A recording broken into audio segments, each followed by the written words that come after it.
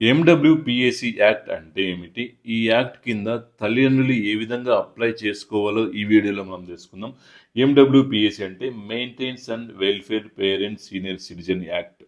ఎండబ్ల్యూపీఎస్సీ చట్టం ప్రకారం 60 ఏళ్ల వయసుండి బిడ్డల నిరాధరణకు గురవుతున్న వారు సబ్ డివిజన్ పరిధిలోని ఆర్డీఓ లేదా సబ్ కలెక్టర్ కార్యాలయంలో ఫిర్యాదు చేస్తే న్యాయం జరుగుతుంది.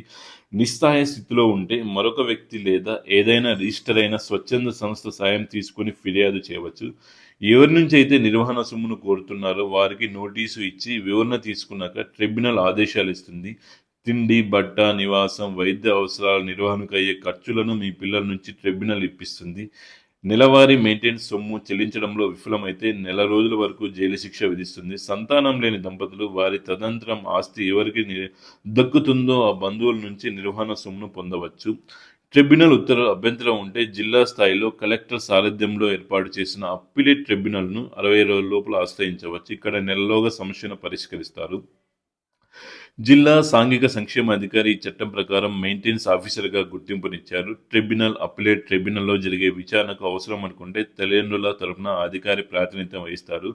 కనీస అవసరాలు తీర్చుకోలేకపోతున్నామనుకుంటున్న తల్లిదండ్రులు, వృద్ధులు స్థానిక భాషలో పూర్తి వివరాలతో ట్రిబ్యునల్ దరఖాస్తు చేసుకోవాల్సి ఉంటుంది. దీన్నే ట్రిబ్యునల్ 90 రోజుల లోపల పరిష్కరిస్తుంది. ఈ సమయంలో మధ్యంతర భృతి కూడా ఇప్పించే అవకాశం ఉంది.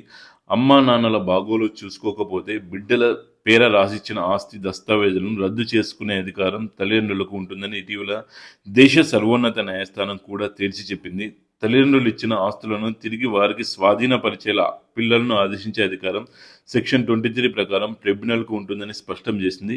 మధ్యప్రదేశ్లోని ఒక వృద్ధ మహిళ తన కుమారుడికి గిఫ్ట్ డీడ్ కింద ఆస్తిని రాసిచ్చారు. బతికున్నంత కాలం తన బాగోగులు కుమారుడు చూసుకునేలా ప్రామిసరీ నోట్ రాసుకున్నారు. తర్వాత తనకు నిర్లక్ష్యం చేయడంతో పాటు మిగిలిన ఆస్తి కోసం దాడి చేస్తున్న నేపథ్యంలో కుమారుడికి రాసిచ్చిన గిఫ్ట్ డీడ్ను తల్లిదండ్రుల వృద్ధుల సంరక్షణ పోషణ చట్టం 2007 సెక్షన్ 23 ప్రకారం రద్దు చేయాలని కోరుతూ దేశ అత్యున్నత న్యాయస్థానం వరకు వెళ్లారు. విచారణ జరిపిన సుప్రీంకోర్టు కుమారుడికి గిఫ్ట్ డీడ్ను రద్దు చేస్తూ కోర్టు కీలక తీర్పునిచ్చింది.